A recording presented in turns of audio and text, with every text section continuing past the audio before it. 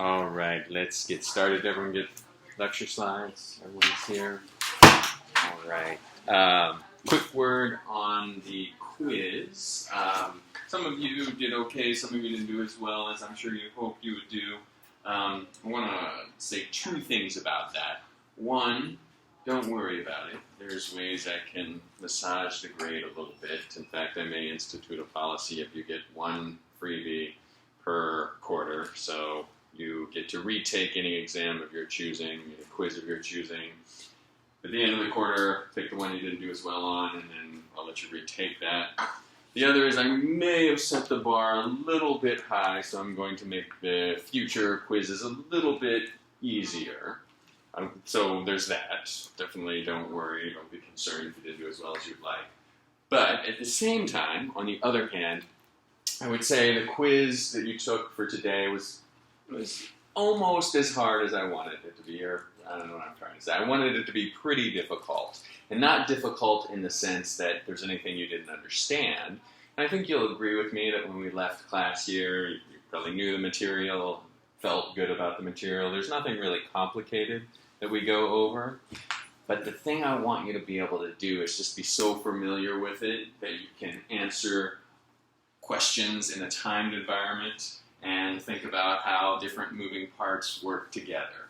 And that's just the kind of studying I want you to do after you have the understanding that you get in this class. Question? Professor, what do you consider a good score or something that you would expect?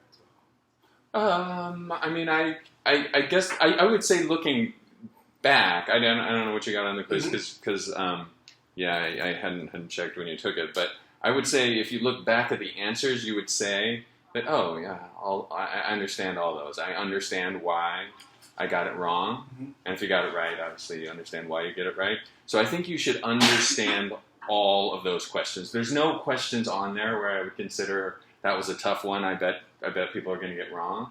The only reason I would say you would get it wrong is because it's just coming at you too fast and you get confused. So I would say understand the material where you can have those kind of fast, question answer. You can answer a question quickly, where you could just engage someone in a discussion about these concepts quickly.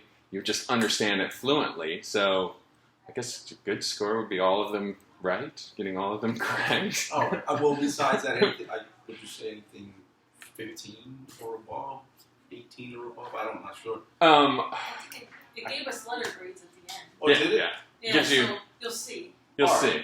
So it's up to you, I guess, what you would consider what I'm good. saying is, like, some professors might be like, let's say you got a C. Okay. But, I know this was difficult, just like you're saying now. This other things that you include, just like the extra costs that we saw to bring up supply, bring down demand and stuff. Yeah. So work that we put in. Yeah. Okay. Okay. Yes. So I guess whatever you consider a good grade would be up to you. But I would answer that question the same way. That I think everyone should have been able to get every single question right on the quiz. The only reason that you didn't is because it's new, it's not familiar, but that's where I want you to get with this material. Okay, all right, so ready to start with the material for tonight. Price elasticity of demand is our first topic. Who's familiar with price elasticity of demand? Elasticity, have you heard that term before, or is it completely new? New? Oh, you read it in the book. Okay, fantastic. All right, so a quick review of our basic concept from last time. Economists like to graph price on one axis, quantity demanded on the other axis. As price goes down, consumers demand more or will want more of it because the price is lower. As the price goes up, suppliers will say, I need to supply more at that price. Supply meets demand, and we have a quantity set, and we have a market price and a competitive equilibrium. Suppose we look at a couple different shapes of this demand curve. Suppose it's a little flatter, suppose it's a little steeper. I want to think about what that would mean for overall change in revenue if we, as the business people, were to change price. So we're putting our manager hats on and we're saying potentially how can we make the most money possible? Well, what if we increase price? Is that going to make more money? Are we going to, we're obviously going to get paid a little bit more per unit, but are we going to sell less? So juggling act there. Let's look at this first curve. So price is, say, here initially, all right, and we want to change it to here, all right, so what's going to happen to the change in quantity? Is it going to be a big change in quantity or a little change in quantity? Little. It's going to be a little change in quantity. So we're going to change from here to here is the price change. All right, price change. And from here to here is the quantity change. So we're going to, let's say we're going to increase price. We say we want to make more money, so let's increase price. And when we do that, we are going to decrease the quantity demanded. Like the consumers are going to say, I'm going to demand less at that price. You can see it's a small change in quantity for a large change in price. So as business owners, we would like that, right? We would say, yes. We have what we call an inelastic demand curve, or an inelastic product. So the quantity doesn't, if you think of elasticity, maybe think of like one of those jogging pants where you have elastic band and it's really stretchy. So if you like pull the stretchy band, it stretches with you, and it's elastic. Which is what we call elastic. But if you don't have a stretchy band, you would pull the jogging pants and then they wouldn't stretch with you. They wouldn't bounce with you. So we would call this type of curve inelastic. Inelastic. And we like that because a large change in price, small change in quantity. And our revenue, in this case, would increase because we would get more for each unit sold, and that would not be offset by a few less units that we actually sell. Does that make sense? Sense? Inelastic? All right, take a look at this demand curve. Suppose we had a product where customers demanded this much based on this price.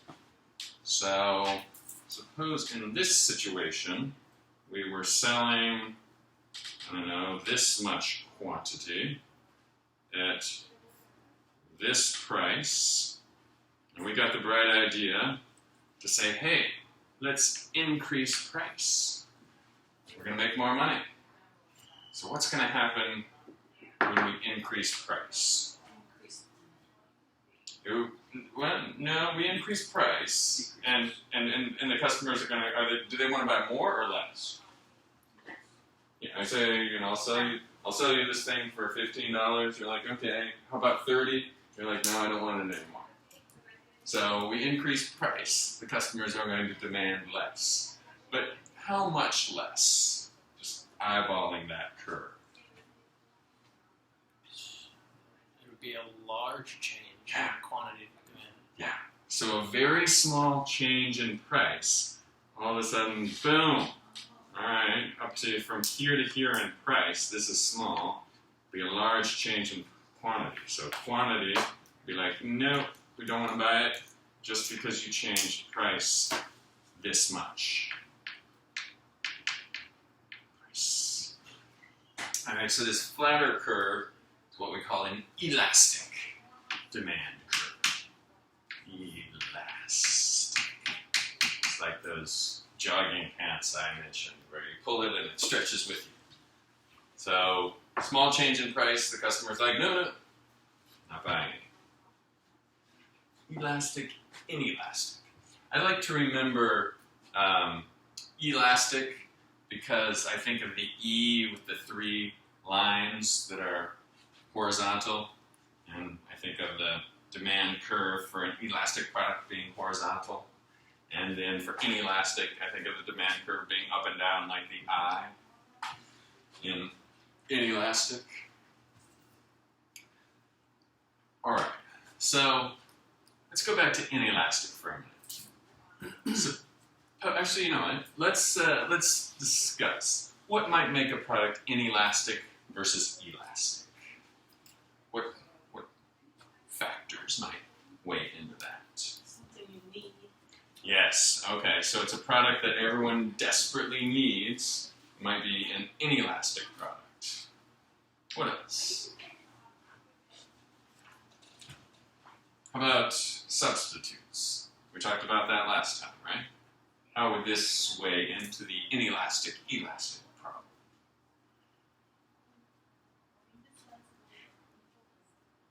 So for this product, do you think there are a lot of substitutes for it? Or a small number of substitutes? Yeah, small number of substitutes for it. So we can jack up the price and people are like, well, I guess we have to buy your product. How about this product though? On the other hand, this product might have a lot of substitutes. So we jack up the price a little bit, they're like, oh, we'll just walk around the corner and buy the thing from someone else. Alright. A couple other things that factor into it. One is percentage of your income that this product signifies. If this is a product that's a very small percentage of your income, customers say, well, I don't care. You increase the price by a little bit, whatever. I was thinking about this the other day at the grocery store when I was buying these peeled garlic cloves, and they're cheap. They're like $3 for a big tub of peeled, or not a big tub, but a nice sized package of peeled garlic, and it saves you all the trouble of having to like cut the garlic and open it up, and your hands smell like garlic, and it just takes forever. You want a little garlic in your meal.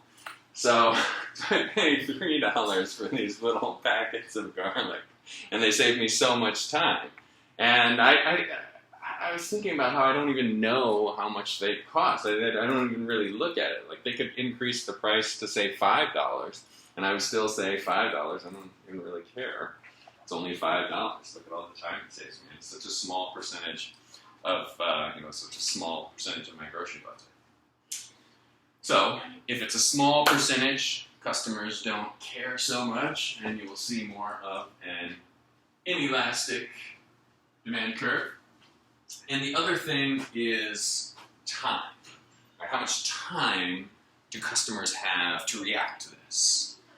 Initially, you might see a product that is very elastic.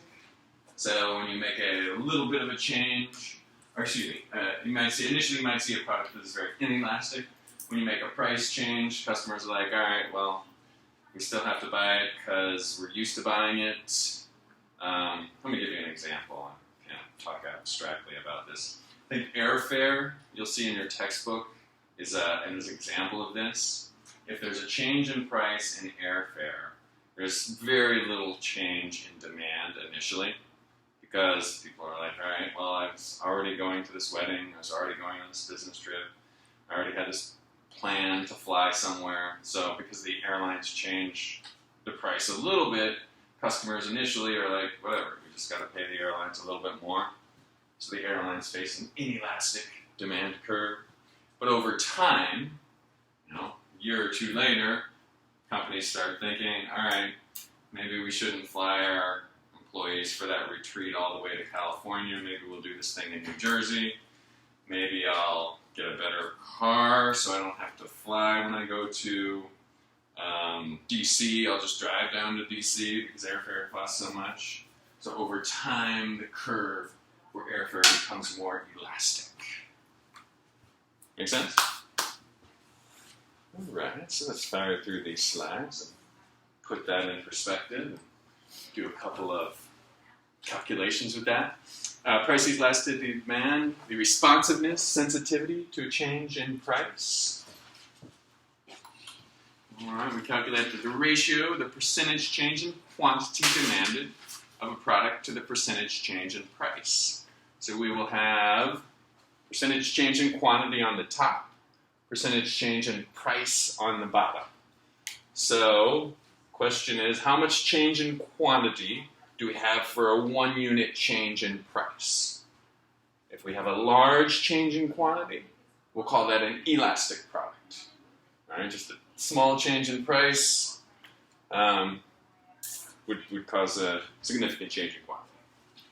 If it's smaller, then we call it inelastic. Example, suppose the university's enrollment drops by 20% because tuition raises by 10%. What's the price elasticity of demand? So look at the previous slide. What's the formula for price elasticity of demand? 20 over 10. Alright, so it's 20 over 10. Alright, that's going to be 2.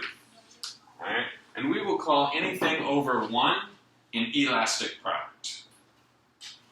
And if a product is elastic, the thing about that is that increase in price will cause a significant drop in quantity. And of course, our revenue is determined by our price times our quantity. So an elastic product, our revenue will drop. We'll make less money if we change the price, if we increase the price on an elastic product. So inelastic is anything that's less than 1? Elastic is greater than 1. Oh. So this is an elastic product because enrollment dropped by more than the percentage change in tuition. Oh, okay. Elastic is greater than 1. And there's the calculations that Lonnie did for us. 20 over 10. Now, notice this is negative 20. That's the change in enrollment, and the change in price is positive 10. Some textbooks I've seen will call this coefficient negative 2, and that's fine. Some economists I've seen refer to it that way. We just know that there's an inverse relationship between quantity demanded and price, so if you say 2 or negative 2, either way is fine. So why is it 2, not negative 2? All right, there's a small calculation issue that we need to deal with, and this has to do with the direction of how we calculate to the change in quantity or the change in price. Say, for example, we're going from a quantity of 5 to a quantity of 3. The change, what's the percentage change from 5 to 3? How much? 2. 2? Yeah, all right, well, it's 2 total, but what's the percentage change? 2 over 5, right? Which is 40%. Yes, so 2 over 5, 40% when we're going from 5 to 3. But if we're going from 3 to 5, what's the percentage change? It's a total of 2, but it's 2 divided by the original, which is 3, so it's a change of 66%. So it depends on which way we look at it, and we'll get different numbers. Economists solve this problem with what they call the midpoint formula, and it is a couple slides down.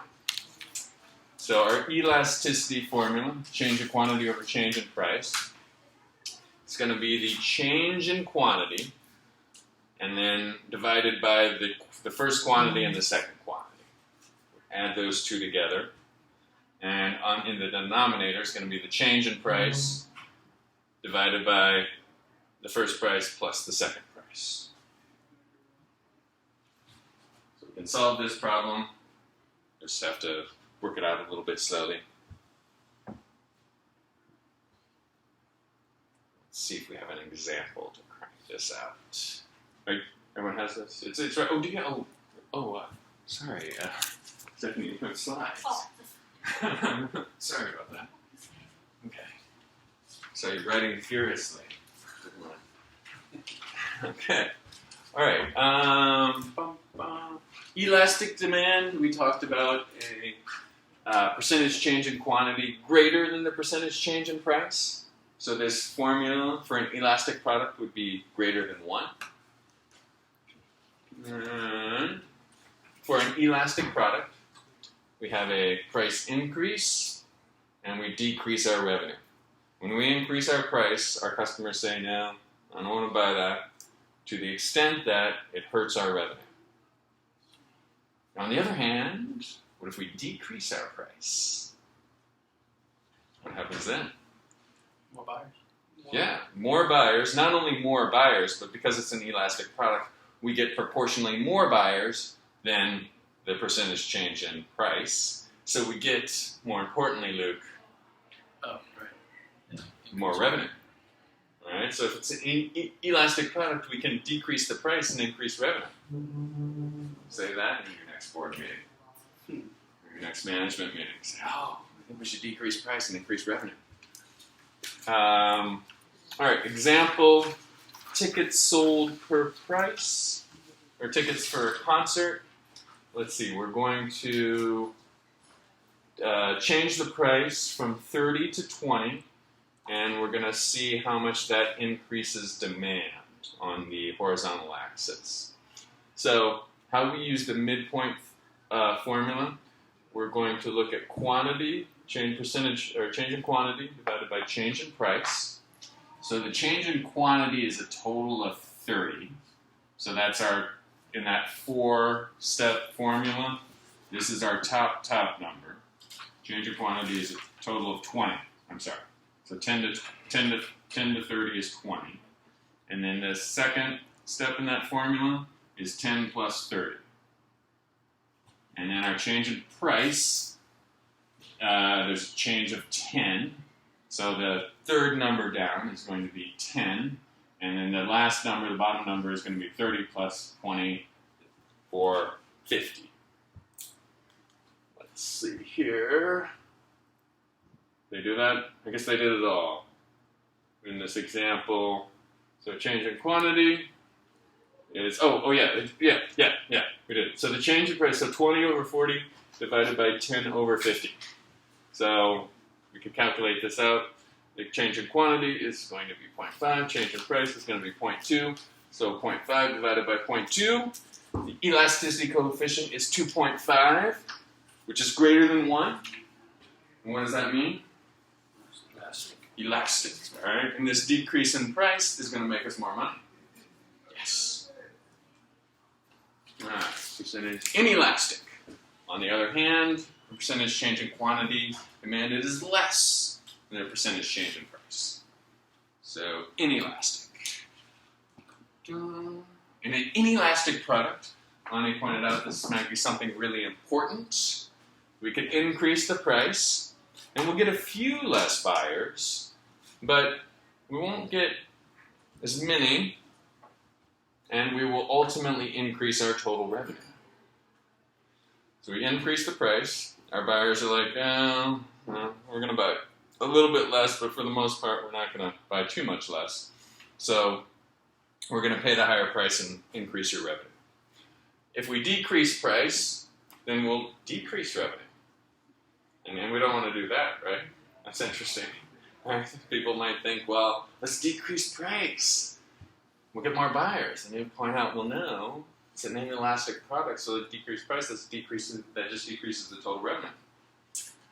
Now notice this inelastic is shaped more vertically. It's closer to this straight up and down. I remember the inelastic, the I. So a small change in, a large change in price will only have the effect of a small change in quantity. Any questions on that? Inelastic, elastic? And there's just another calculation. Got it? Now, you have an interesting situation.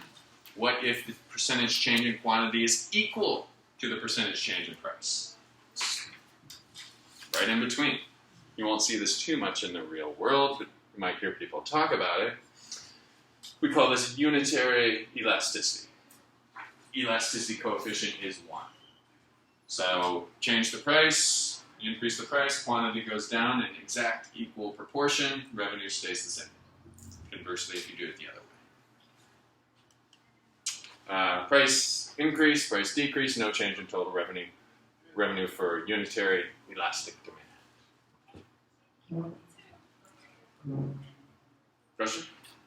Yeah, there's an interesting thing this hearing they had in Congress Yeah. about the woman who's in charge of the company that's doing the EpiPen. Yeah. Um, Did you all hear about that? The EpiPen? she does not want to decrease the price. She defended it. So the EpiPen What's was. Well, the argument is that she says that they don't make that much money anyway. That there's other people in the process who are making money, and their costs are pretty constant, and so as a consequence, they're going to be substantially affected if they have to decrease the price. Yeah, this is a life-saving drug that you I guess stick in whatever, save your life, whatever for this drug. So the company increased the price from $100 to $600 over the last 2 years, something like that. And people are like, well, you have a patent on it, I can't buy it anywhere else. So Wait for generic.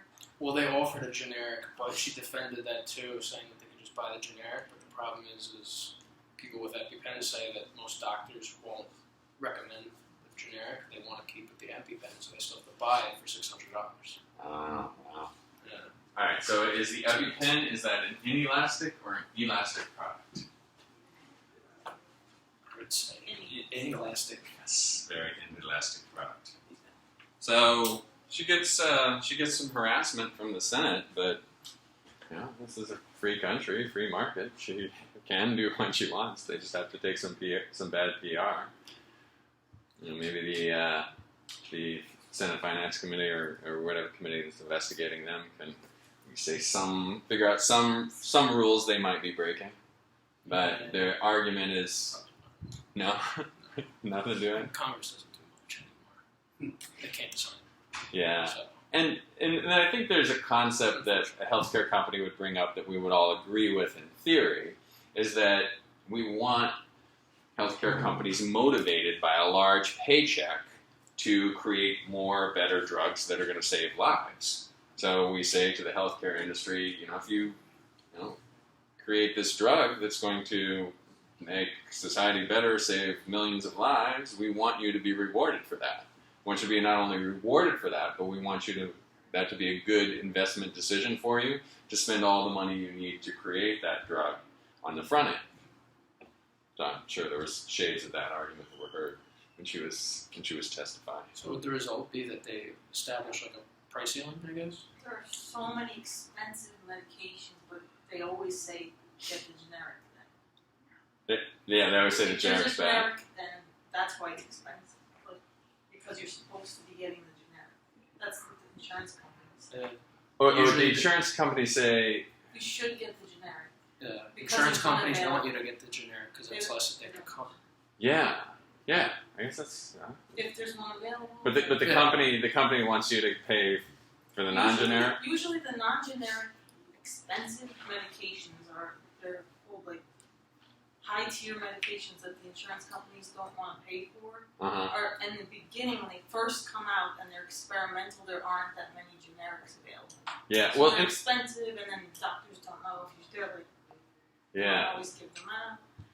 And then But also there's like a grace period or whatever you call it, sort of a they're not window allowed to make where they're allowed to just have that be their exclusive product, where no one else is allowed to make and produce a generic, and it's just for that reason I mentioned. These healthcare companies, Competitors to make a generic. I think you have patent protection for a period of time.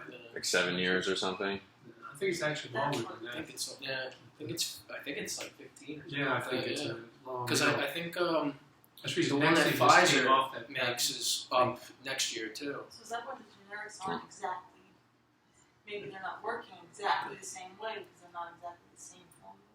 They have to change it just a little bit so they don't violate the patent.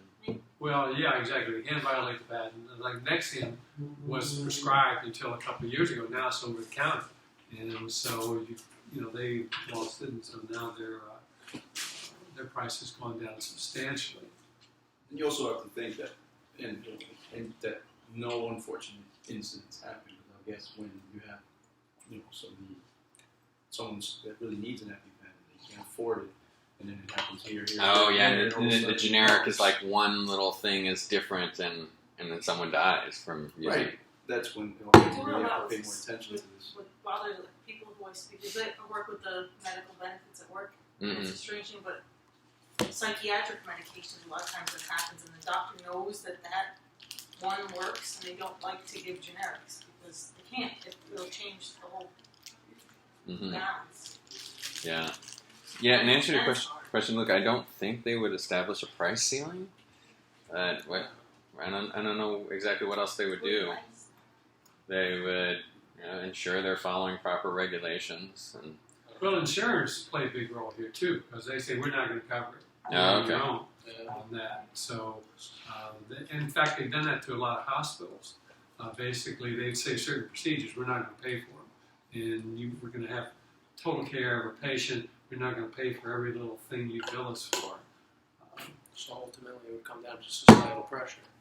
Societal pressure Right. or some little rules Well, with insurance the companies are going insurance. to make money because they're in this as well for money, and so they can kind of control what their expenditures are going to be. All right. Yeah, good point. All right, so we've got an example of unitary elasticity.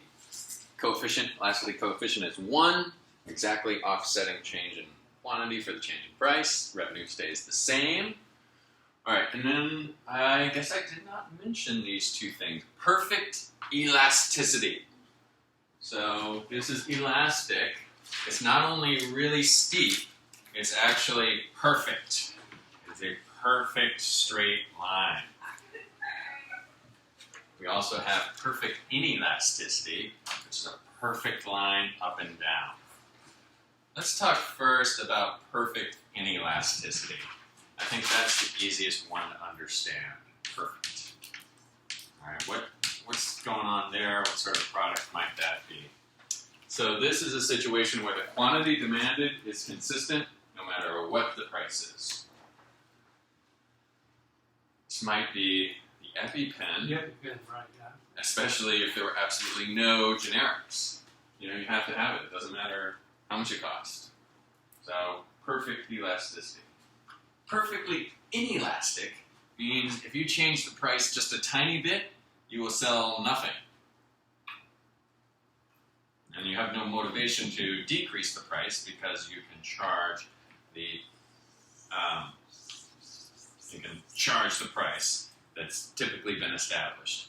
We'll often see this in perfect competition. An individual firm will face a perfectly elastic demand curve. What that means is the firm has no choice in what the price is. If multiple firms are selling the same product, they're a small firm, and the market price is established.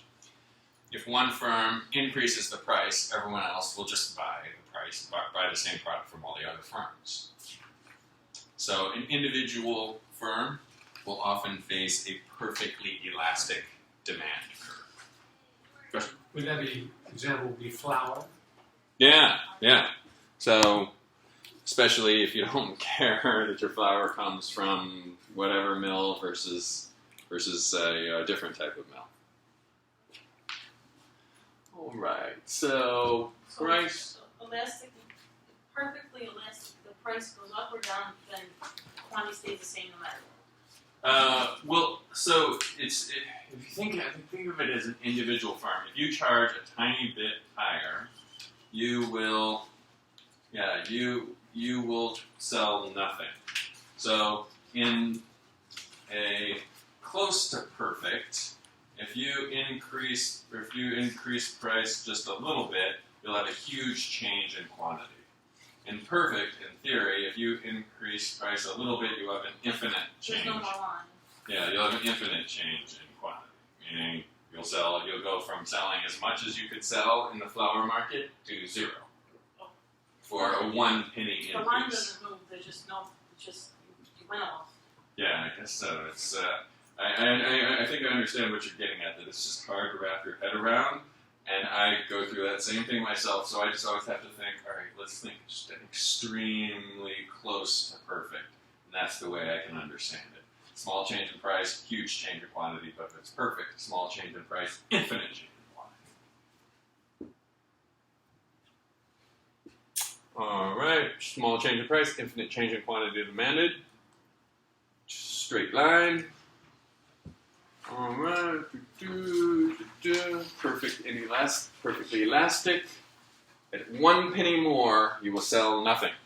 And of course, 1 penny less, it doesn't really make sense because the sellers would say, we can sell as much flour as we want at this prevailing price. Perfectly inelastic is the other extreme. We talked about the EpiPens, assuming there were no generics. Price change, doesn't matter how much you charge, zero quantity. Hopefully the Senate committee will investigate for price gouging. But at least in theory, whatever price you charge, zero change in quantity demanded. Straight up and down. Alright. Regardless, yada yada. Alright, so I looked at the printouts on your handouts, and this may not be very clear, but this just summarizes the different situations we've talked about. If the elasticity coefficient is greater than 1, we call it elastic. The elasticity coefficient is less than 1, we call it inelastic. If it equals 1, we call it unitary. And then we have these funny situations of perfectly elastic, perfectly inelastic. And this is in your textbook too. Like I said, I know you can't read necessarily on the slide, but this is figure, it'll say it. You should be able to see at the top of the slide. It's figure 5.8 or something. Okay, so let's go back to our revenue example. If we change, just to sum this up, if we change revenue, what happens? I can't read the top of this. Cut off. It's if we change revenue. All right, if a college raises tuition, what happens to total revenue? Well, if demand is elastic, then total revenue decreases. If demand is unitary, total revenue is constant. If demand is inelastic, then total revenue would increase. Our students would not be as bothered by a tuition change in an inelastic situation. And we talked about this idea of the elasticity coefficient being greater than 1 means elastic. And it means the price increase is gained is less than the revenue demand, less than the revenue lost. So our revenue will decrease. Right? Inelastic. This is price elastic. If the O coefficient is greater than 1, if it is equal to 1, we call it unitary. And if it is less than 1, we call this inelastic.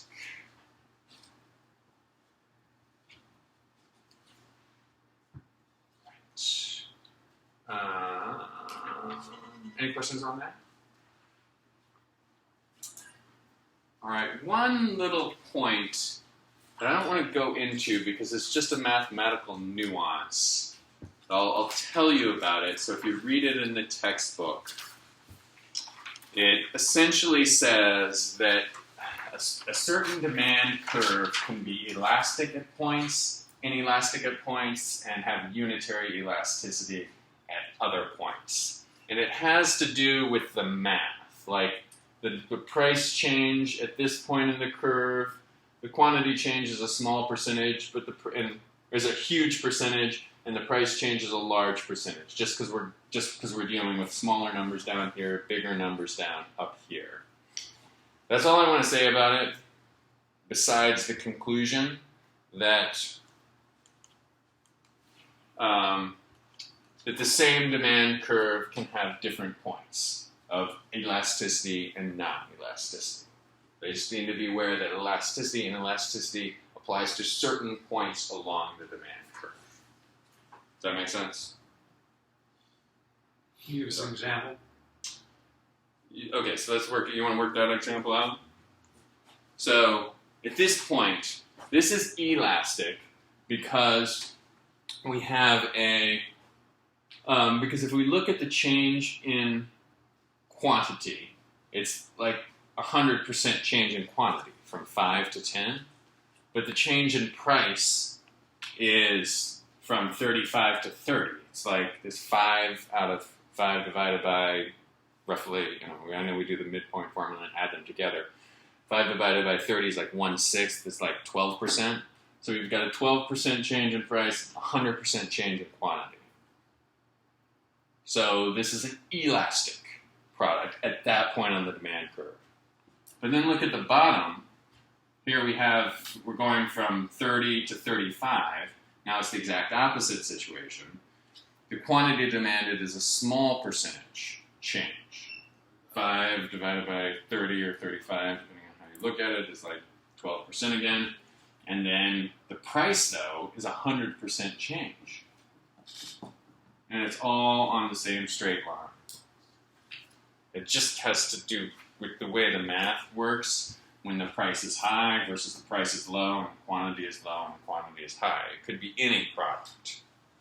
It's just something I wanted you to be aware of, to not be frightened by when you read that in your textbook.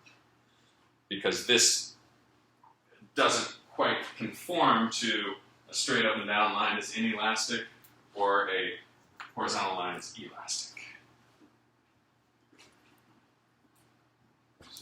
So would oil be an example, for instance, in that situation? Yeah, any product could be an example of this situation, because if the price, if the quantity is low, then you're going to have a large percentage increase, and the price is high, you're going to have a small percentage change. It just has to do with the math at this particular point. I see. Any product that has that shape line, demand curve. It could be any product. You just have to keep in mind that elasticity only applies to a certain section of the demand curve. So we can't say that this product is elastic or inelastic at every single point. We have to consider the actual price change and the actual quantity change at each given situation. Make sense? Okay, I'm glad we clarified that. I just wanted to skip Don't over put that. it on the quiz. No, it will not be on the quiz. All right, so elasticity, unitary elasticity at different points for the same demand curve is a possibility.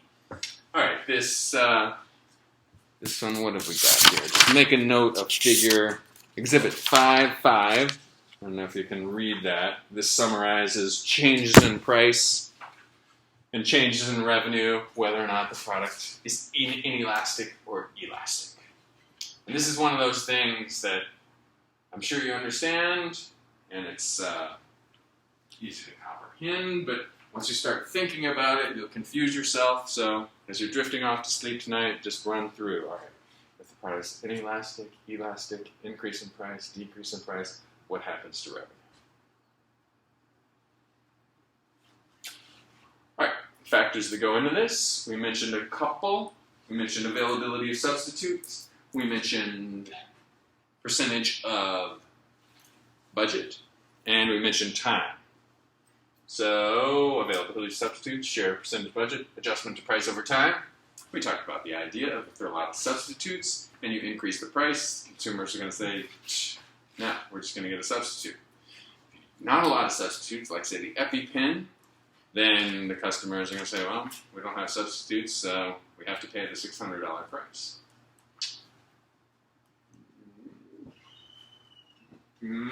Oh, this is a good question.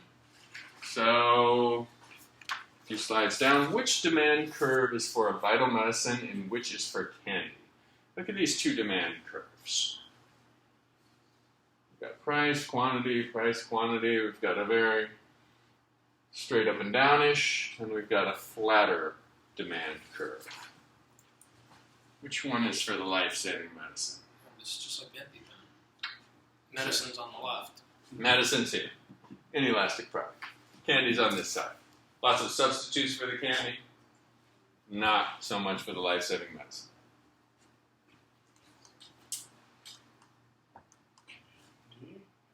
All right. Percentage of one's budget. I gave my peeled garlic example. If that's just a couple dollars, they could raise the price by, say, 50%. They could raise it to $3 and I wouldn't even notice. But airfare, if they raised airfare by 50%, I'd be like, whoa. I used to be able to fly to California for $400. Now I pay $600. That's a lot.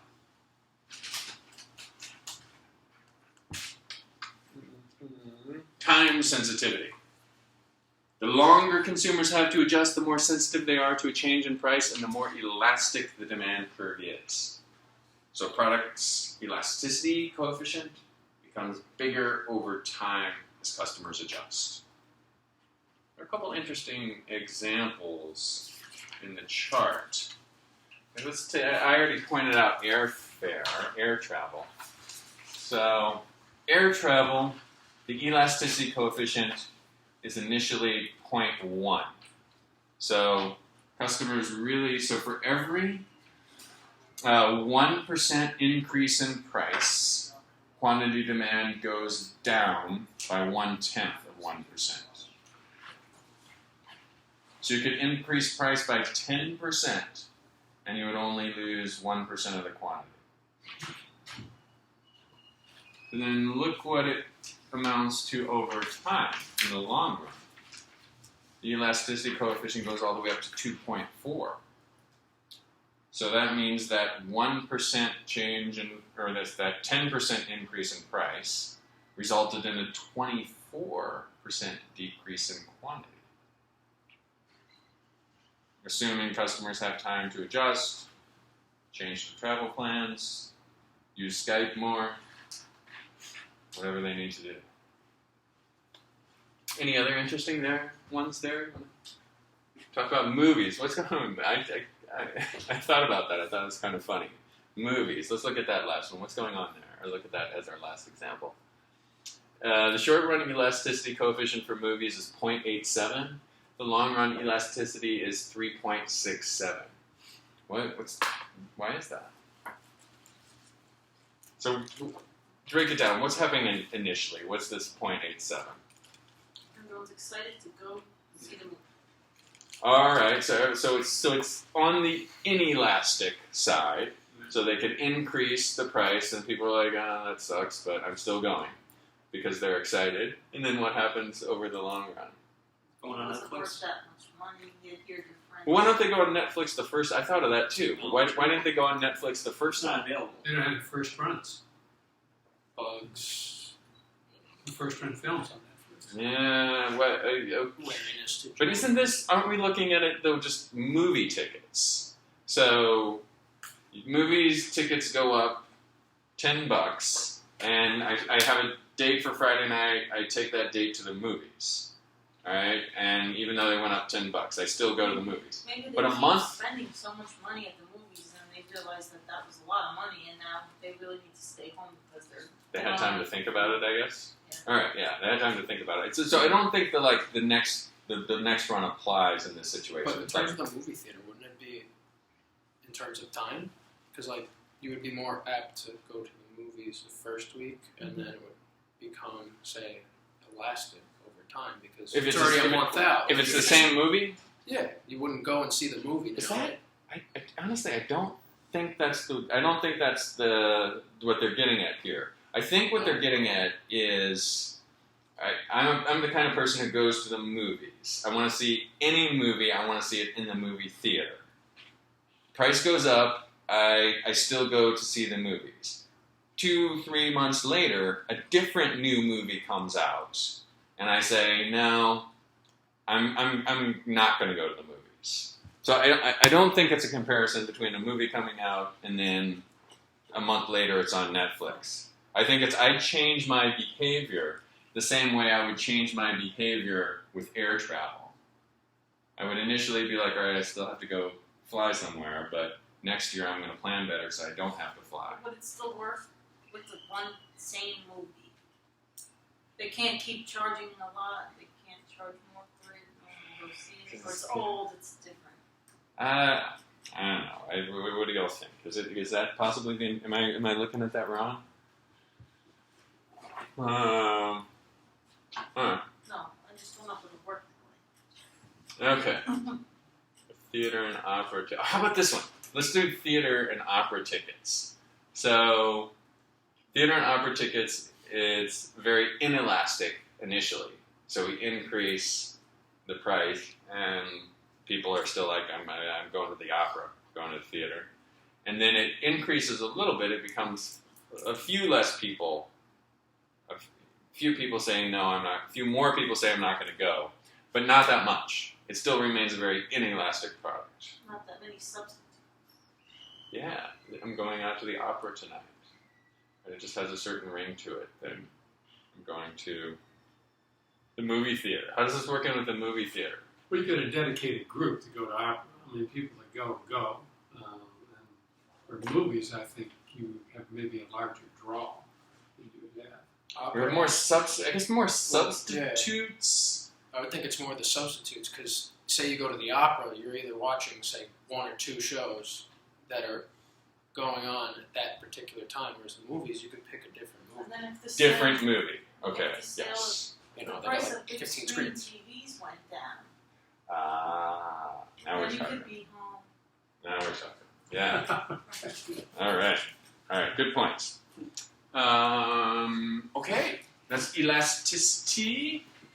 And now we're going to talk about some production functions, some cost curves in the next section.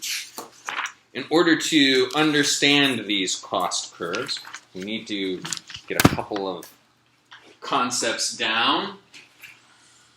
First is our basic economic assumption. When we're looking at these cost curves and analyzing what we think the business is going to do or why they're doing it, we assume the motivation for business decisions is profit maximization. And that's typically, at least some truth to that. Maybe a company might have various desires to make the community better, but companies are in business to make profit, and that's going to help us understand the motivation for these cost curves. We need to distinguish accounting profit versus economic profit. Has anyone heard of that term before? Or anyone heard of economic profit being different than accounting product? It's in the textbook. I think the economic profit was like the inclusion of, you included the costs that don't change. I'm sure you can get into the explicit. Yes. Okay, so accounting profit is just explicit costs. And that's what you probably thought of as profit before now. It's just, all right, how much did you pay? How much did you pay for rent? How much did you pay for salary? How much did you pay for shipping and transportation? But that doesn't include something or certain things that economists like to include. It doesn't include things that you don't actually pay for, such as your own time. So you invest many hours in this new business. You could be earning a salary for someone else. And we'll call that next best opportunity your opportunity cost. And we'll call that an implicit cost. So in order to truly understand whether or not you're in the right business, you need to think about those things. Like when I started my consulting company, I didn't really think about that. I was spending a lot of hours, and I just thought about how much money I was actually spending on the website and whatnot. I didn't really think about that in those terms. Is that the intrinsic value? Implicit costs. Yeah, it's costs that you don't actually pay for. Other examples could be if you're working out of your house, like your business is your home office, well, what else could you be doing with your house? You could be renting it to someone else, or you could be renting that room to someone else. So that's foregone rent. So to be precise about it, you need to include that implicit cost. So accounting profit is different than economic profit. So we understand explicit cost is actual payments you make. Implicit cost, opportunity cost is of using resources owned by the firm, i.e. your labor, i.e. your spare bedroom. Are you going to use that as the office space, or are you going to rent that out to someone? Implicit costs, such as that. Total opportunity cost. What economists call total opportunity costs are the implicit costs that you actually pay or the explicit costs that you actually pay and the implicit costs that you don't actually pay for. But you would have an opportunity to make money somewhere else. So in deciding whether or not you're in the right business, you want to account for that. Accounting profit is just revenue minus explicit costs. What accountants think of as profit, what we probably all thought of as profit before we studied economy or economics. And economic profit is the revenue minus explicit and minus implicit, or total revenue minus the total opportunity costs. All right. That brings us to a concept we call normal profit. What economists will call normal profit is when the economic profit is zero. And you may think that's a bad thing, economic profit being zero, but what that means is that you are allocating your resources efficiently. That you are making as much money as you could make anywhere else.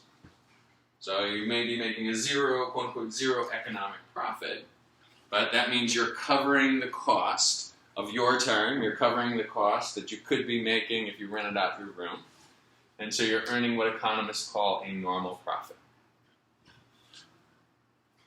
You're allocating resources effectively and there's no better opportunity.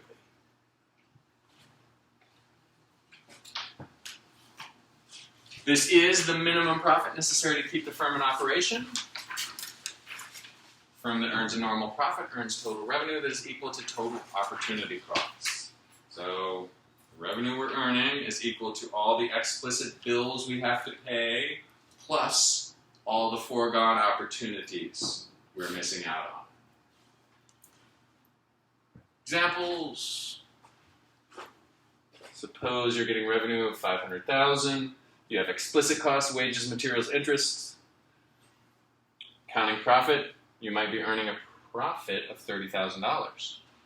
But that doesn't include things that we would look at if we look at economic profit.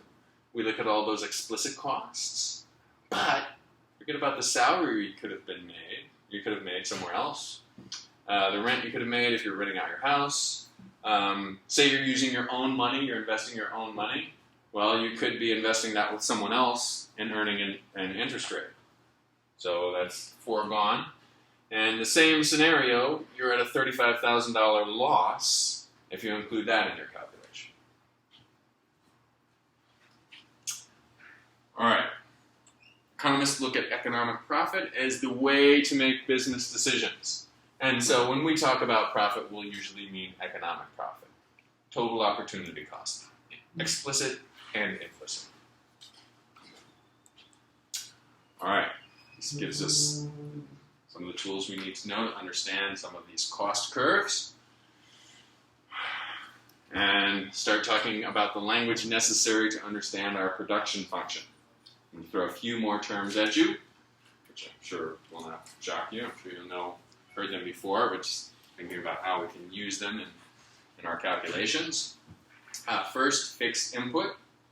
These are things that do not change in the short term, such as a factory, such as an assembly line. We'll call that a fixed input that we can't change in the short term, and we have to pay for it if we're in business at all.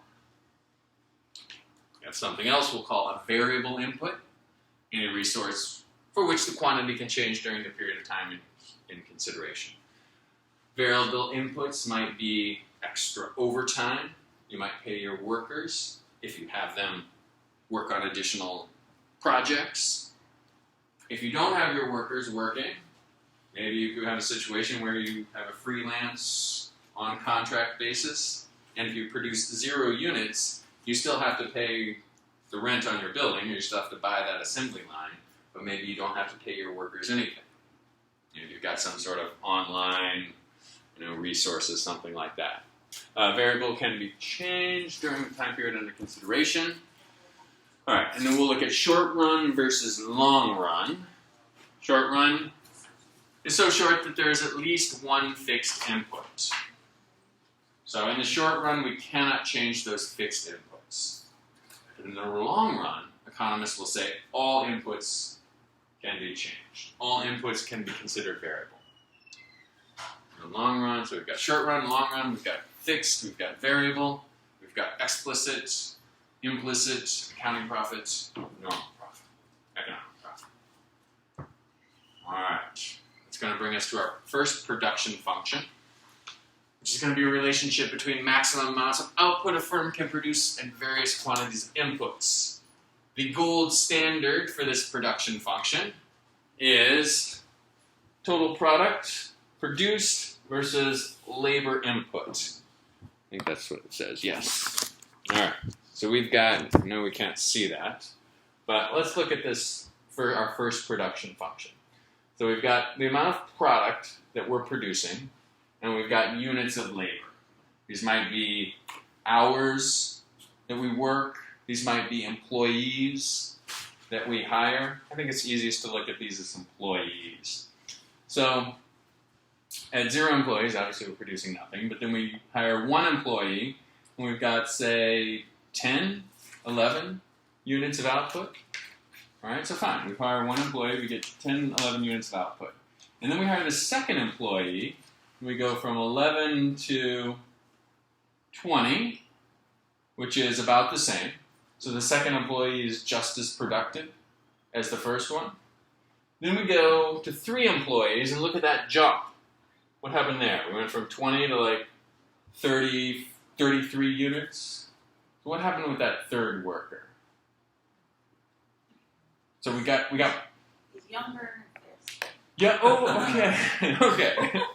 All right, younger and faster. But we'll just say we have some sort of synergy. We have some sort of way of maybe there's maintenance to do around the shop. All right, and everyone, if they work in teams of 3, that's the more efficient way to do it. And so adding that third worker gives us a significant increase in product. But then what happens with this fourth worker? We go from, say, it looks like 34 to 42. What happens with, what's going on with the first worker? Or the fourth worker? It's the opposite situation that happened with the third worker. Instead of this third worker being like the perfect piece of the work team, this fourth worker kind of added a little bit of drag. Maybe space was limited. Maybe there's communication. Now we have to spend, time going back and forth with HR. And this continues. This diminishing returns continues. And this could actually go negative. It doesn't go in this example, but this 7th and 8th worker could actually decrease the amount of total product that we're putting out because space constraints, whatever. So this brings us to an important concept, our marginal product. Change in total output produced by adding 1 more unit of variable input. So how much output did we add for each one of our units of input? And it's going to be important to us where we're getting the best returns and where we're getting diminishing returns. Because we can look back to this first graph and we can see that I think going from the second to the third worker, we get, and I know this graph doesn't come out exactly like this. This is a little bit different than the one they're using that I copied from the book.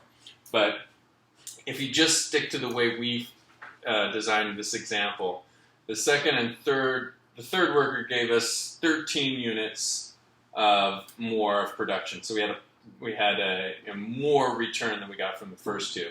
But then the third to the fourth, we only got like 8 extra. We got what we'll call a diminishing return for that fourth worker. And we got an especially diminishing return for the 5th worker, and then 6th worker, and we may even be getting into negative returns.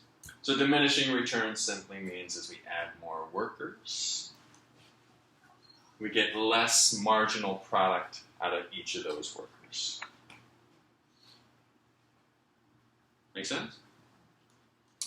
All right, we could do the math if we wanted to. principally beyond some point, the marginal product decreases as additional units resources are added to a fixed factor. This principle assumes fixed inputs because we could, in the long run, we could make a bigger factory. We could figure out a way to use all of those workers. We could, if we have some advantages of economies of scale. All right, cost curves. Let's do this. Let's take a brief break. Are you ready for a break? All right, let's take 10 minutes.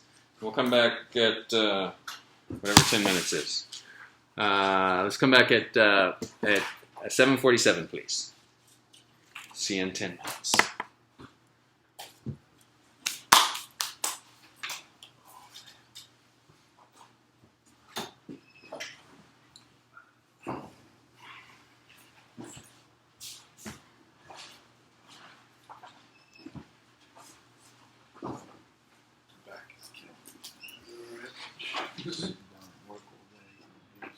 These chips suck too. Not even ergonomic. What's the word? Might as well sit on the floor. It's economics, not ergonomics. You know, my last two classes I took standing up. That's why I usually go in the back. Oh, that probably feels good. At work, I do a standard workstation, so I alternate. My boss has that. Yeah. You can push a button. It helps. Yeah, you just lift it from the side and work standing up. I stand around a lot of work, so I don't know what's happening. Good, good. How'd you end out with that class? Got it. Yeah, so did I. But now I'm thinking about intrinsic value, not economic. It's similar concept. Yeah. I tried to say economic, Keep on. but that's what it is. Yeah, Same idea. same idea.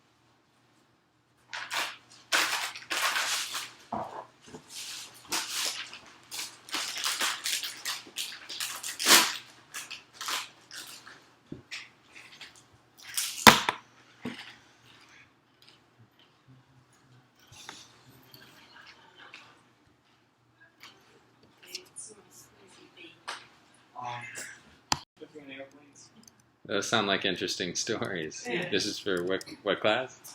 What class is that? Corporate finance. Corporate finance. Who's your professor?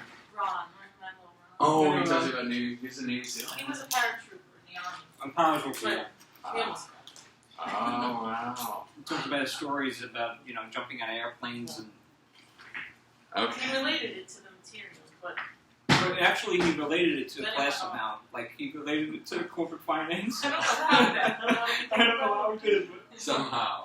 it was part of the lesson. Wow. That sounds hysterical. All right, so let's continue with our cost curves. And I was thinking about this during the break. There's a number of other definitions we need to throw in the mix, but I always deliberate about, do I just give you the definitions or do I jump straight to the curves? So I decided I'm going to jump straight to the curves, and we're going to think about understanding them, and then we're going to fill in any definitions that we need.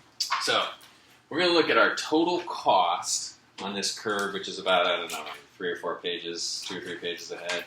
And we're going to compare that to our quantity of output. So as we produce more, our cost is going to go up. That, of course, makes sense. Now this red thick line is our total fixed costs. So we've got a factory, we've got an assembly line, we have to buy that stuff no matter what. No matter how much we produce, we have to pay the $100. This blue line is our total variable costs. We talked about employees, fees for various things as we produce more and more. And obviously that's going to start at 0, or that is going to start at 0, because if we're producing 0, we have 0 variable costs. And that, of course, is going to go up as we produce more. And our total cost is going to be our variable cost plus our fixed cost. That also is going to go up as we produce more. And the difference between them is going to be the total fixed cost. That make sense? Right, so we didn't need to go into any of those detailed explanations. You've got that. Let's move on to the next more interesting curve. This is going to be short-run cost curves. We're going to look at the quantity of output at the bottom. Same thing, cost per unit. So we've got this MC as marginal cost. ATC is average total cost. AVC is average variable cost. AFC is average fixed cost. And let's look at these one by one. So marginal cost, MC. Does anyone guess what that is? We've talked to marginal. It was in one of our definitions before, but let's just make sure. What is marginal cost? Oh, it's not. I guess it's one of those definitions. But anyway, it's the cost of producing one more unit. It would start at 0 and go on as we increase quantity. And what it does often is it will decrease initially and then increase at some point. And the reason it typically decreases initially is that synergy we might have been talking about with adding an extra worker, with sort of making better use of the workspace, with just finding the optimum amount of a way to produce. So as our quantity increases in this graph, our cost for producing each unit decreases. It starts up at like 55 and then goes down to like 15. All right, so producing this from this unit to this unit is $15 rather than the cost being $50. But then it starts to go up because the factory gets crowded. We have to pay overtime, we have to deal with the unions, various things happen. And the marginal cost increases. Now let's look at this average variable cost. Now the average variable cost has a lot to do with our marginal cost because as we're producing more units, we have to use variable inputs and we have to incur those expenses. What the average variable cost does is it tracks the marginal cost curve. So the marginal cost is below average variable cost It is bringing the variable cost down. So the cost of producing one more unit, the marginal cost, is less than the average. Then it's going to bring the average down. And these two graphs touch at a minimum point. Minimum point for the average variable cost. Because as soon as the marginal cost is above the average variable cost, then it is pushing this average cost up. Does that make sense? So the marginal cost, when it's lower than the average variable cost, pulls it down. When it's above the average variable cost, pulls it up. And the same thing is true for the average total cost. And the total cost is just the variable cost plus the fixed cost.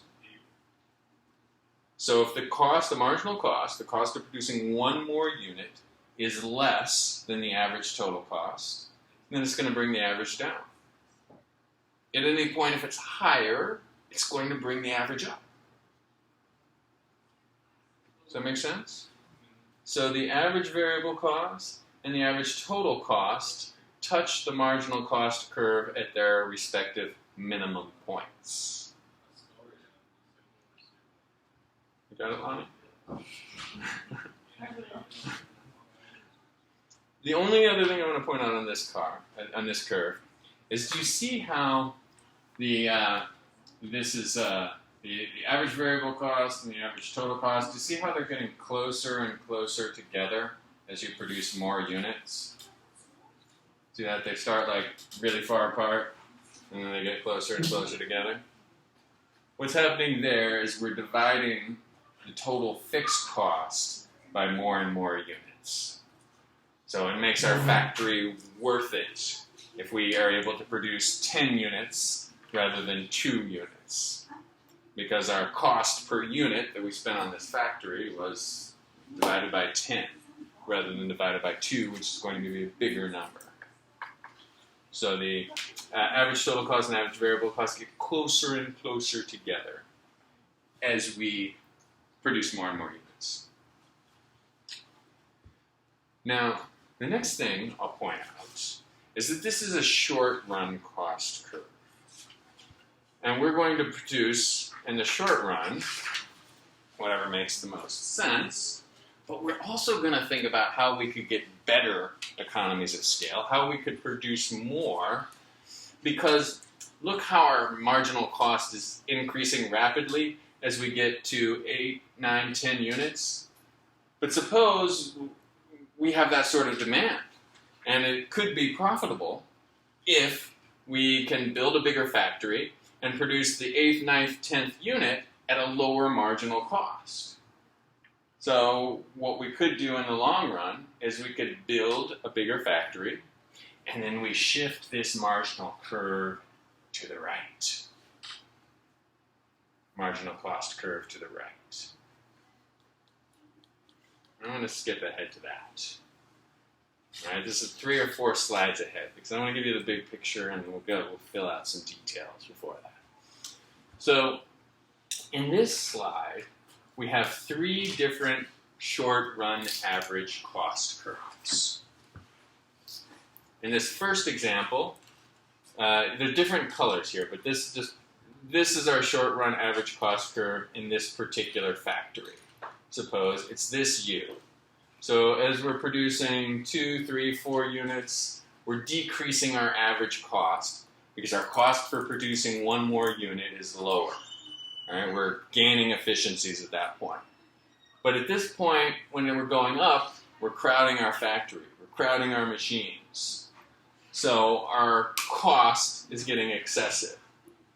So what do we do if the market demand is appropriate for us to produce and sell more? We build a bigger factory. And over the long term, we can change anything. We can change all these fixed inputs. So our short-run cost curve goes from here, to this second U. And we can see we decrease our average cost for producing at a higher level. We're producing more at this bigger factory. We can produce at that lower cost. Now, at some point, there's a limit how much we can increase our factory and how much more efficiency we can get out of it. We can only build a factory so big, and then we'll have, if we needed to produce 12 units, that's what the market demanded, then what happened there?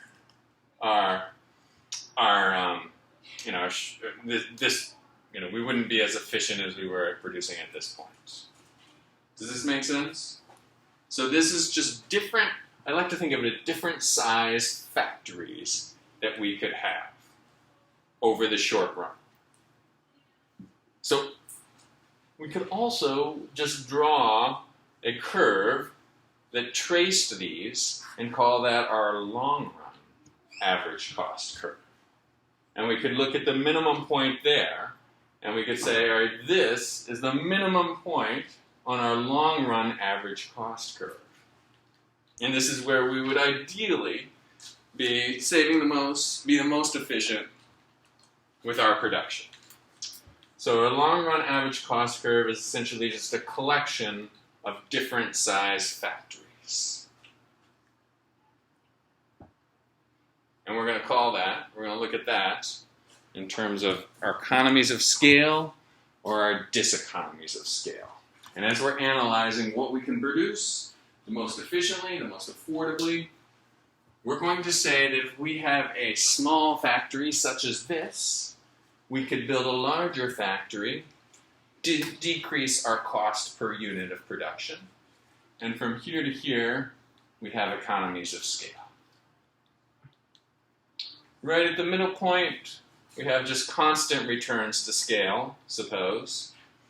And then as we build a larger and larger factory, we have what we'll call diseconomies to scale. So here's the point where we would identify opportunities to say we could decrease our total average cost with economies to scale. And that would be cool. We could save money that way. But here we couldn't build a bigger factory. Even if we could build a bigger factory, we'd be tied down with paperwork. It just wouldn't work with our production model. Let me skip ahead to the key slide, 6 or so slides. We've got quantity of output on the horizontal axis, cost per unit, and we've got this long run average cost curve. Depending on where we are, we have economies to scale, cost of returns to scale, diseconomies to scale. Question? Is it diseconomies of scale when we're talking about the law of diminishing returns? Is that what that really represents as well? It plays into it, but we're looking at a bigger picture. It could include the diminishing returns with labor. It could include efficiency with using machines. It could include, like I mentioned, the bureaucracy with HR. It could include all of those things. Other questions? All right. So small size factory, we may have economies of scale. As we get to our maximum capacity, we have diseconomies to scale.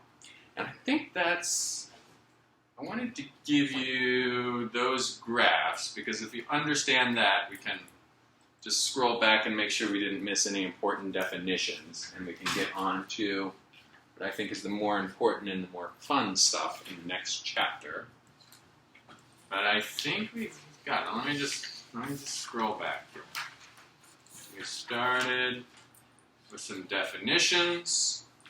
We had fixed costs, we know what they are. Variable costs, we know what those are. Total cost, we add the fixed cost and the variable cost together. And then we can average everything by taking that metric divided by the quantity. And as economists, we want to look at the average a lot of the time. That's going to tell us how much for any one unit we should produce in the optimum capacity. So we can take average of everything, just divided by quantity, average variable costs divided by quantity.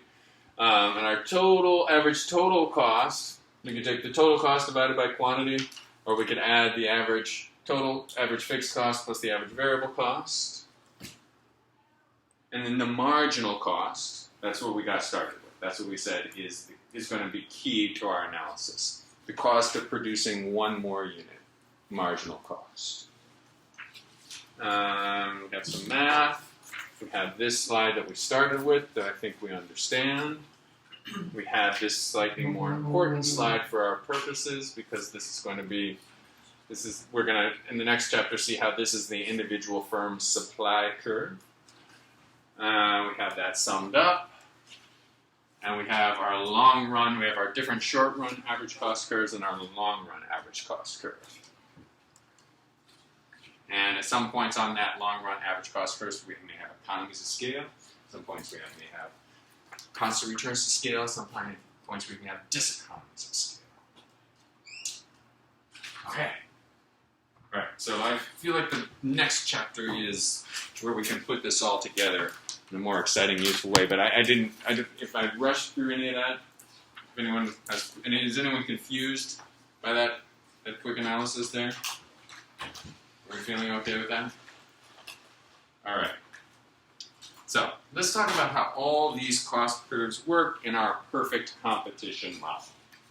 So perfect competition is essentially what we've been talking about the whole time with our supply and demand. Competitive markets are going to determine these prices. We'll talk about some other things that are not perfect competition later in the course, like monopoly and so forth. But we'll characterize perfect competition as a large number of small firms. For now, we're going to say we have homogeneous products, which means that if you have a company and David has a company, you're selling the same product. I have no incentive to buy your product versus his product. Just whichever one's cheaper is the one I'm going to buy. And very easy entry and exit to firms. This is what we'll call perfect competition. We talked about this a little bit last time. I said, if someone's able to move into town and set up shop, then they're going to be able to create the supply that's going to find a good equilibrium price. If there are barriers to entry, then we won't have what we would consider an equilibrium price created out of true competition. Large number of firms. The key thing about a large number of firms is that no one firm can establish price. All the firms together establish price, and any one firm is a price taker. I mentioned this with the perfectly elastic demand curve. Any one firm will face a perfectly elastic demand curve. So if a firm charges a little bit more, they'll sell nothing. Like if you charge a little bit more, I'm going to buy everything from you.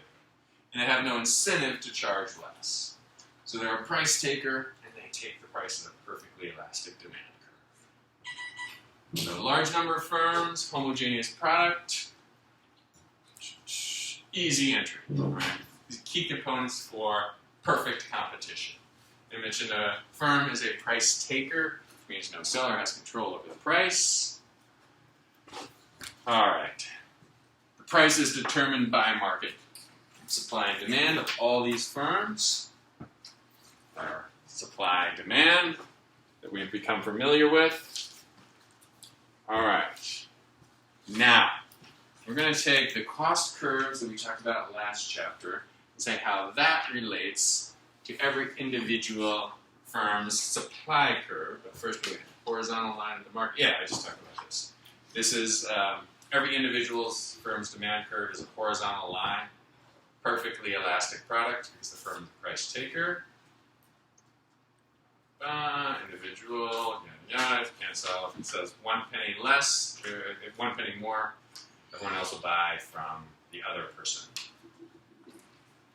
Alright, so the only thing the firm in this perfect competition decides is how much the firm should produce. And that's where we're going to use curves that we just went over. The firm, what is the optimal level of production? The optimum level based on our economies of scale, diminishing returns, variable costs, and so forth. Well, we have two methods. The first I'll talk about quickly because it'll just give us a sense of the logical way to approach it.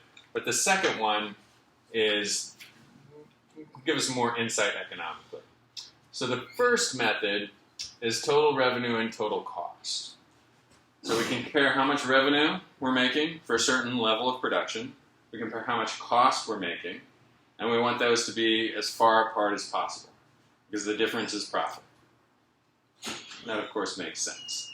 But the more relevant one will be what we'll call the marginal revenue and marginal cost method. that'll put some things in context for us as we think about production levels.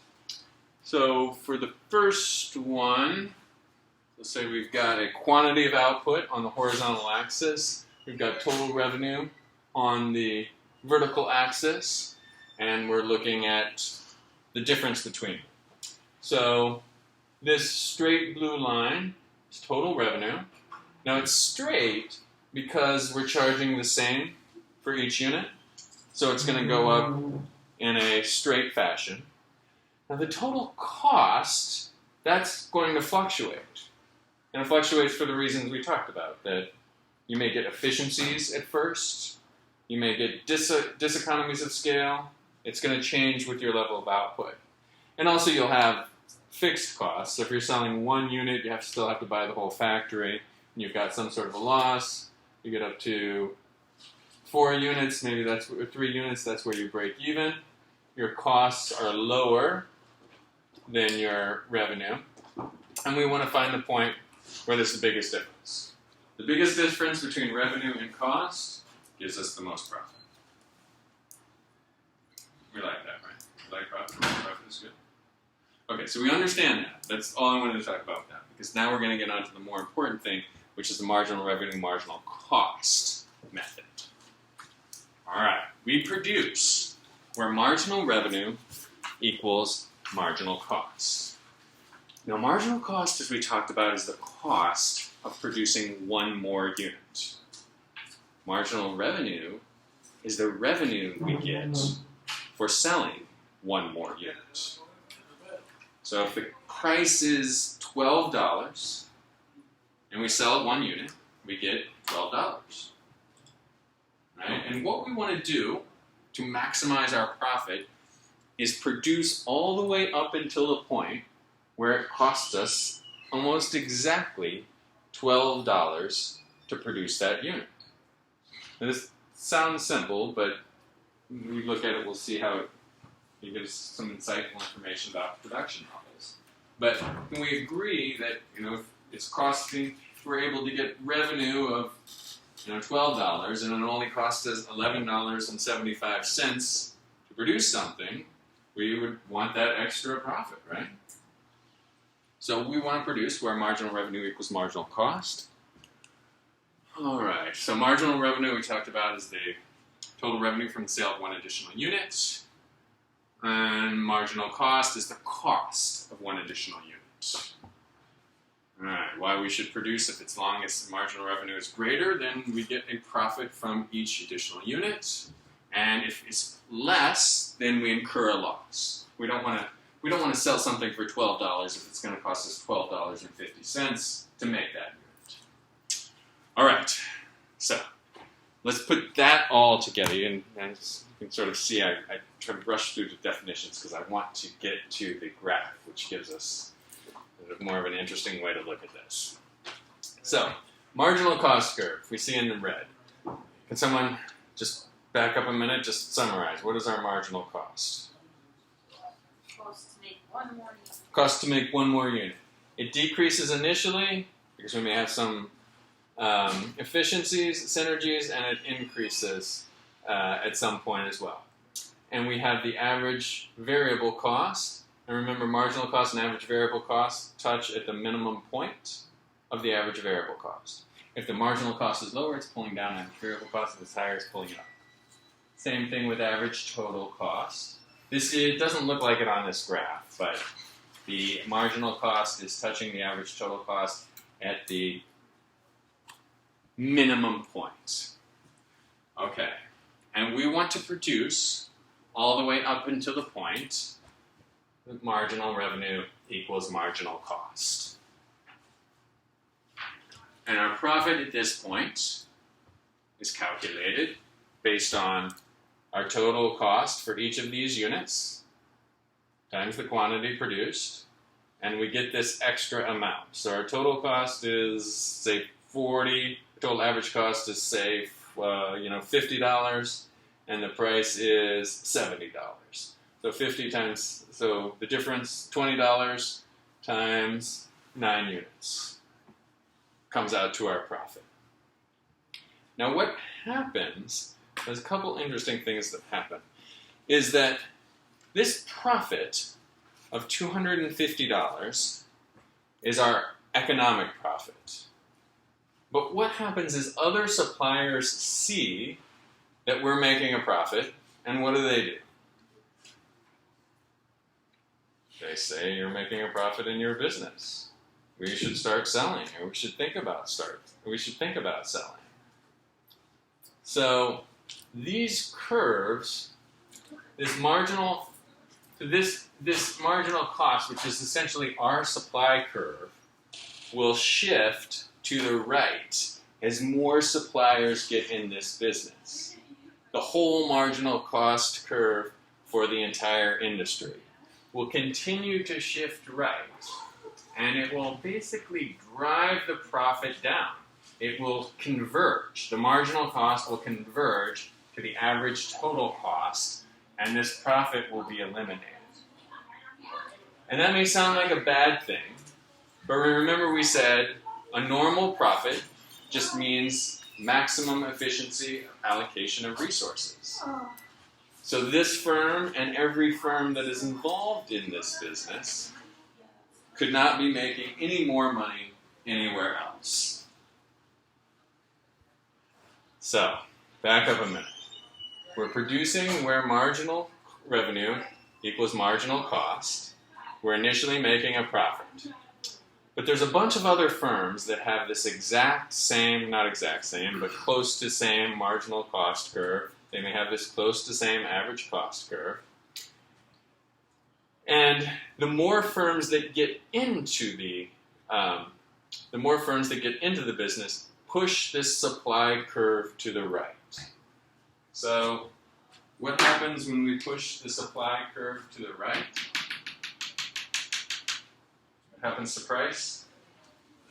Price was here before. New equilibrium is here. Decreases price. Fantastic. All right. That's an important concept that happens. The other concept that happens is, remember we talked about that long-run average cost being that big U shape, where we might have economies of scale if we build a bigger factory. We might have constant returns if we're at that point when it doesn't matter. We might have diseconomies of scale if we're starting to get crowded in our factory. So at the same time, we, in our factory, will start building such that this average total cost shifts as much to the right as is optimal for that level of production. So more suppliers are getting into the market. They're pushing this marginal cost curve for the market to the right. And we are building bigger factories that push our average total cost as low as possible. But anytime there's a profit, anytime there's an economic profit, in perfect competition, more suppliers are going to get in. Because they say, you're making an economic profit. And we could make an economic profit where we're not now. So, I know it's kind of depressing to think about because we're MBA students. But this profit will be eliminated in this perfect competition model. Now, it gets better, because as we think about other topics later on in the course, we'll think about how you can maintain the profit.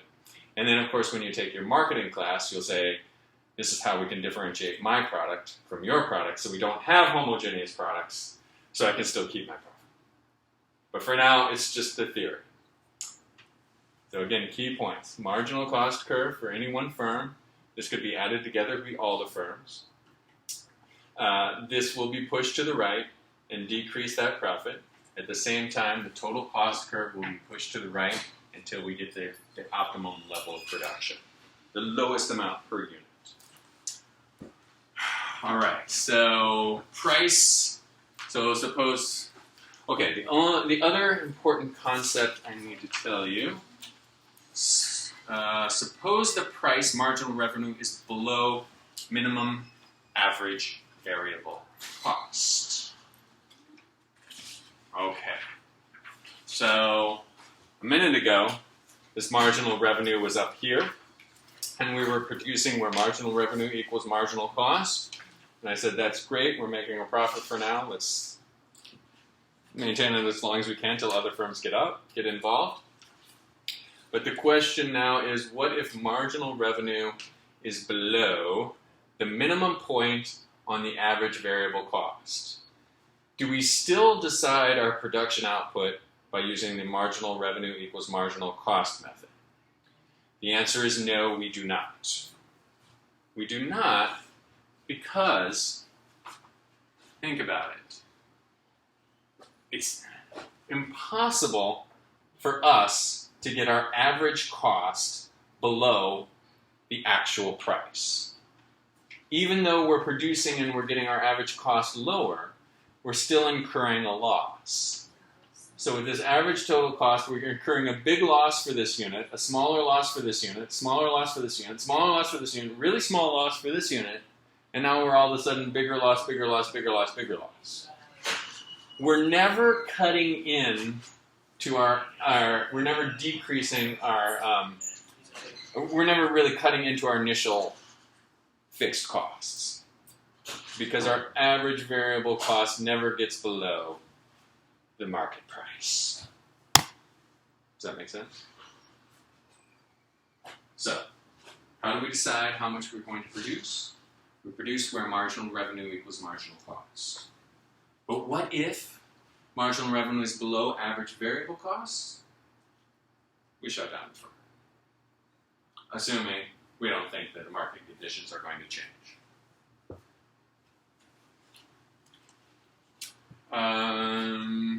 Okay, now, we just went over two situations. One, marginal revenue is above our average variable cost, and we just produce as much as we can until marginal revenue is marginal cost.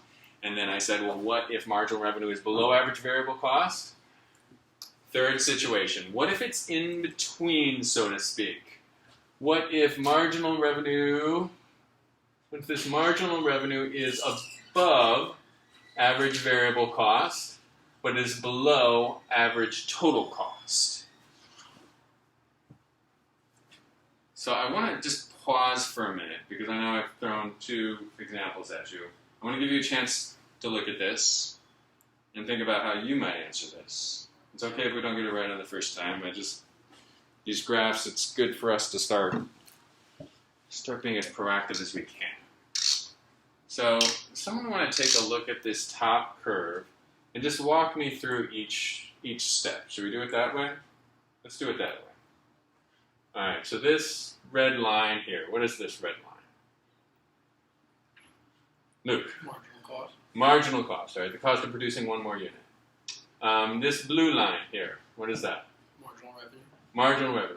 All right, and our normal rule is we produce where marginal cost equals marginal revenue. Unless average variable cost is below, or is above this minimum, is higher than the marginal revenue. All right, and this average variable cost, all right, why does this get lower as units of production increase and then start to get higher? Average variable cost, why does it get lower and then start to get higher? Lonnie. Because the marginal cost is pulling it down. And then marginal cost is pulling it up. Yes. All right. And then we have this average total cost curve. What is that? How do we calculate that figure? Well, I'll tell you, average variable cost is a component of it, but we add something else to it. Fixed costs. Fixed costs, exactly. And we talked about how these two get closer and closer together as we produce more quantity because we're dividing, say, the initial cost of the factory by total number of units. All right, so here's the thing. The marginal revenue is above our average variable cost minimum point. So we don't have the shutdown rule apply. But what sucks is the marginal revenue is below our average total cost. So what that means is we're going to lose money. Because we can't produce at a level where our average total cost is less than the actual market price. So what do we do? Remember, good point. I like the way you think. But remember, we are a price taker. We face a perfectly elastic demand curve. We don't have any choice. in this situation. So we can't charge more. Do we shut down or do we keep producing?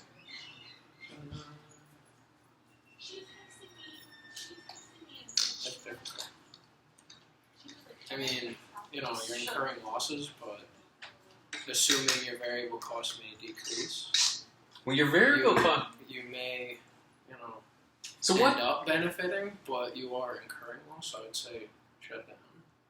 Okay, so look at what happens here when we get to this point where average variable cost is less than the marginal cost, the price of the product. At this point, we have started to offset our fixed costs. So, say the market price is $12, we're able to produce $11 per unit. So that means for our 6 units, we have $6 that we can now put towards our fixed cost that we didn't have if we hadn't produced anything at all. So we have slightly offset our fixed costs because we produced in the first place. So the theory is here that we produce in order to minimize our losses in the short term. And in the long term, either we're going to sell off our factory, get out of the business, or we're going to think about if we can build a bigger factory to be more efficient, to decrease everything for us. Okay, so we just went over 3 scenarios.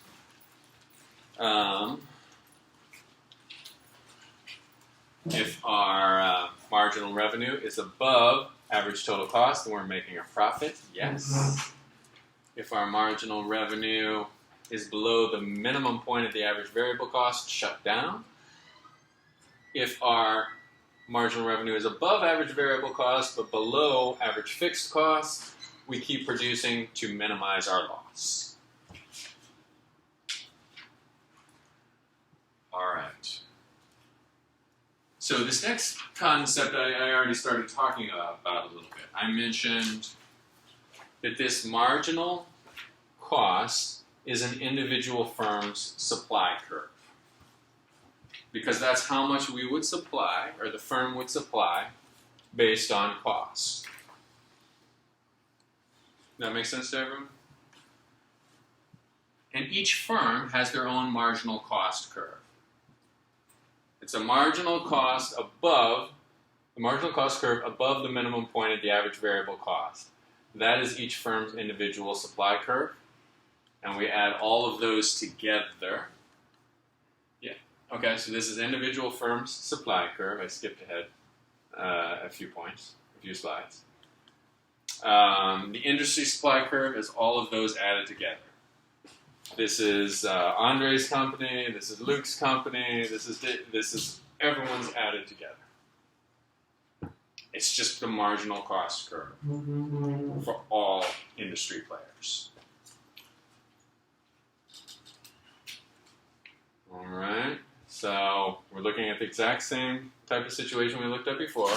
We have marginal cost except for all industry players. And we have average total cost in the short run. And we have a profit at this point. Now what happens when we have a profit, when we're looking at the entire industry? What happens when other suppliers see that profit?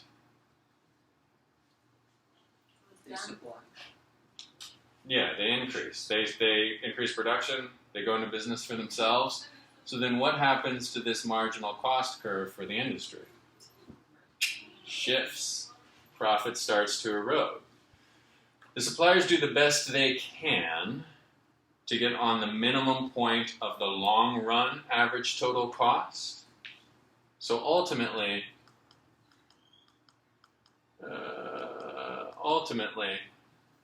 our marginal cost, I'm at pretty much the very last slide. The marginal revenue, we produce all the way up, the industry will produce all the way up to a marginal cost equals marginal revenue. And firms will find a short run supply curve, size of factory, which is the minimum point of the long run supply a factory until there's no more profit left, until we are at the most efficient point, and we have perfect competition, equilibrium. Nobody's sense. making So with that, Or wait. No one's making any money. Breaking even. Well, no, it means we are optimally allocated. There is nothing else we could do that would make more money. So we pay ourselves our salary. We pay if this was our example, like our salary. I could rent out my room, a spare room in my apartment, but I'm using it for the factory, so that's the most I could make. I could take my retirement nest egg and I could invest it somewhere else, and I would earn 4%, but I'm earning 4% here. My resources are optimally allocated, and this is the economics value statement that a free market, perfectly competitive system will utilize resources in the optimal way that is best for society. And what is best for society is determined by what people are willing to pay. And there are, of course, some problems, externalities. We talk about things that aren't incorporated into this demand curve. But this is not necessarily a bad thing just because we have zero economic profit. Now, I mentioned that this gets better in other classes. Later on this quarter, we can say, well, this is how we could make a profit if, say, we were a monopolist or something like that. And it gets even better when you take your marketing class and you say, we don't have a homogeneous product. My product is better than yours, so this is why you should pay more for mine. But we just first need to understand the pure theory of it. Make sense? All right. I hope you liked my... I'm going to take a couple more minutes, so don't get too excited yet. But I hope you liked my strategy. I hope you like my strategy of going from graph to graph and seeing if we missed anything. So, all right, that's the very last slide. So let's walk through this. At the long run, perfectly competitive equilibrium, the price is the same as the marginal revenue, same as the short run marginal cost, short run average total cost, and long run average total cost. That's what all of these things equal because of the optimization. You see, did I look at anything? Okay, so this is just the idea of if there's a profit in the market that other firms will get in, what if there's a loss in the market? What if this is not profitable? Then the opposite will happen. Firms will exit. And all these supply curves would shift to the left. And the supply would shift to the left, the price would increase, it would be a more profitable situation. Firms would build smaller, more efficient firms, more efficient factories type of thing. All right, did I miss anything else? Long run equilibrium, normal profit. We know normal profit is not necessarily a bad thing. It just means resources are optimally allocated. Okay, I guess that was my couple extra minutes then. So that's it. So that's some basic nuts and bolts that's going to help us in the future. Think about those curves. Like, just look at those graphs and think about, oh, okay, what's happening there, what's happening there, what's happening there. And let me know if you have any questions. Look forward to seeing you next week. Thank you. Thank you. The quiz should be a little bit easier this week. It's not as many questions.